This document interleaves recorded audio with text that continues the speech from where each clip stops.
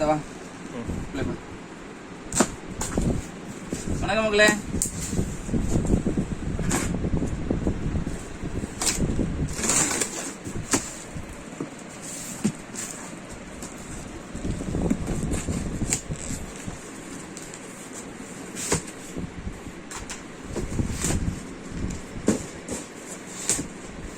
நீங்க என்ன பார்க்கணும்னா செட் அவுட்டுங்க, இதுதாங்க.